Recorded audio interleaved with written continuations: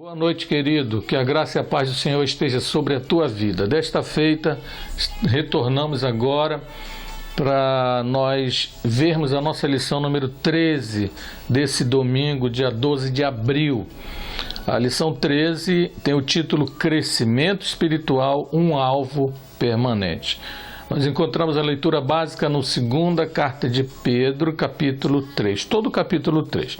E o apóstolo Pedro, no capítulo 3, os primeiros versículos dizem o seguinte: Amados, escrevo-vos agora esta segunda carta, e em ambas as quais desperto com exortação o vosso ânimo sincero, para que vos lembreis das palavras que primeiramente foram ditas pelos santos profetas e do nosso mandamento como apóstolos do Senhor e Salvador. Sabendo primeiro isto, que nos últimos dias virão escarnecedores andando segundo as suas próprias concupiscências. E a demais leitura você aí em casa faça. É o capítulo 3 de 2 Pedro todo. Tá? Então o título é Crescimento Espiritual, um alvo permanente. Na verdade, o apóstolo Pedro, ele estava dando orientações de forma muito amorosa, como ele sempre tratou os irmãos amorosamente. Na verdade, quando ele era apóstolo de Cristo, ele era bem valente, né? E era um dos que carregava a espada junto com outro apóstolo. Dos 12, só 2 tinham espadas e um deles que andava com espada era Pedro. Mas aqui, depois que Jesus foi ao céu, a igreja iniciou e Pedro fez aquela primeira pregação que todo mundo se admirou e até hoje se admira. Como pode uma pessoa sem tanto estudo fazer uma pregação daquela, onde quase 3.000 almas se renderam a Cristo? E aqui agora Pedro já está muito maduro, trazendo palavras de ânimo, chamando os irmãos de amados, de filhinhos. São palavras assim meigas do tratamento que ele dava para os irmãos. E nessa carta ele traz um despertamento espiritual para a igreja. Ele começa dizendo: irmãos amados, nos finais dos tempos, nos últimos dias, virão ou aparecerão muitos escarnecedores, andando segundo suas próprias concupiscências. Eu quero dizer para você que o crescimento espiritual é um alvo permanente que deve ser cultivado por cada um de nós. Mas antes eu quero te contar uma história. O apóstolo Pedro estava falando de escarnecedores. E eu me lembro muito bem que na minha infância, nós como filhos de cristãos, que ele chamava de protestantes, nós na escola, nós éramos, sofríamos escárnios de várias maneiras. Nós éramos feitos chacotas, nós servíamos de chacota para os garotos, para as pessoas, para os adultos, porque eles passavam zombando da gente. E esses escarnecedores que na época muito anterior a hoje existem hoje também escarnecedores, não com aquela mesma intrepidez, com aquela mesma violência. Eles chegavam a quebrar as janelas das igrejas evangélicas a pedradas. Eles quebravam o telhado das igrejas a pedradas. Eles queimavam as igrejas, os templos. No Brasil, eu sou testemunha porque eu vivi isso como filho de pastor no estado do Pará. Hoje, os escarnecedores não são daquela forma que eram, mas eles existem, eles continuam existindo e eles continuam escarnecendo da tua fé, continuam escarnecendo da tua palavra, continuam escarnecendo do teu caráter, continuam escarnecendo da maneira como você vive. E a Bíblia diz que nós devemos viver diferentes, porque nós estamos em crescimento espiritual. E o crescimento espiritual é um alvo permanente, nós devemos lidar com isso, nós devemos cultivar o crescimento espiritual todos os dias da nossa vida. O primeiro item da lição diz: o crescimento espiritual pelo poder da palavra. Não existe, amados, outra maneira da gente crescer espiritualmente, ou lento, ou rápido, ou de outras formas, que não seja pela leitura da palavra de Deus, acompanhada de oração e de jejum. Eu não estou dizendo que você precisa fazer isso todo dia, as 3 coisas, mas você precisa fazer um pouquinho delas a cada dia, ou se puder, todo dia você precisa fazer. Se não muito, mas pelo menos um pouco. Mas você não pode deixar de fazer todo dia. Mesmo que você pare e leia um versículo, medite naquele versículo, você já está meditando na palavra de Deus. Se você passar ali e fizer uma oração, não precisa necessariamente você estar de joelhos dobrados ou numa igreja para fazer uma oração. Você faz a oração onde você estiver. No ônibus, no trem, no metrô, no avião, no trajeto para sua casa, caminhando, no trabalho, onde você estiver fazendo uma atividade, você está ali orando. E para fazer jejum, você não precisa estar na sua casa. Ah, eu estou em quarentena, agora é bom fazer jejum. Você pode fazer jejum enquanto você trabalha. Jejum significa que você está se abstendo de alimentos em prol de uma finalidade. Qual a finalidade? Orar pelo meu país, orar pelas autoridades, orar pela igreja, orar pela minha família, pelos meus parentes, pelos amigos. Então há um propósito quando nós vamos fazer um jejum. Então o crescimento espiritual não pode ser adquirido de outra forma a não ser pelo estudo da palavra de Deus. Portanto, leia, estude um pouquinho que seja. Eu não estou aqui para dizer que se você ler um versículo só, você não está crescendo. Não estou aqui para dizer isso. Eu estou aqui para dizer que você precisa crescer espiritualmente todos os dias. A criança, quando nasce, a minha netinha, nasceu ontem, dia 11 de abril, e ela hoje não está abrindo nem quase os olhos direito. Mas daqui a uns meses ou daqui a um ano, ela vai estar correndo, ela vai estar fazendo sons, ela vai estar daqui a uns dias já chorando, já chora hoje, já chora, mas não sabe falar nenhum som. Mas daqui a uns dias vai estar fazendo sons. E o crescimento espiritual é da mesma maneira. Hoje, talvez você diga, poxa, eu não sei orar direito, mas você precisa falar com Deus. A oração é falar com Deus. Você sabe falar com seus amigos, com seu filho, com seu pai, com seus parentes, sabe falar pelo WhatsApp, Facebook e outras redes sociais e não sabe falar com Deus? Você sabe sim, você só precisa parar e pensar de que maneira você vai falar com o seu Deus. O outro crescimento espiritual, o item 2, o crescimento espiritual confronta os incrédulos. Quem são os incrédulos? Incrédulos são aquelas pessoas que não querem acreditar na palavra de Deus nem no Cristo que nós cremos.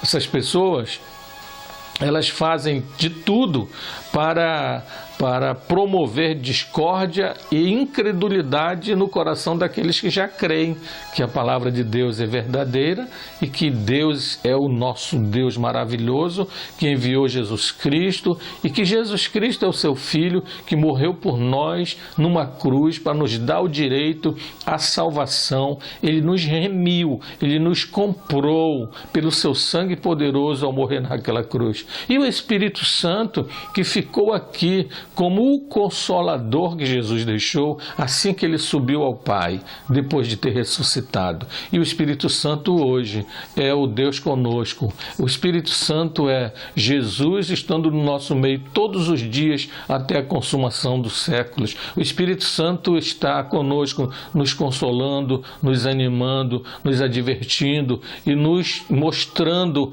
o caminho certo para nós conseguirmos a vida eterna em Cristo Jesus. Então, o crescimento espiritual confronta os incrédulos de que maneira? Mostrando para eles que eles estão errados no ponto de vista bíblico. Não é para discutir, não é para bater boca, não é para mostrar que você sabe mais ou que a Bíblia tem poder. Primeiro, você não precisa defender Deus, nem precisa defender a Bíblia. Você só tem que falar a palavra de Deus para aqueles que têm incredulidade nos seus corações. Dessa maneira o apóstolo Pedro diz: não se esqueçam disso, amados.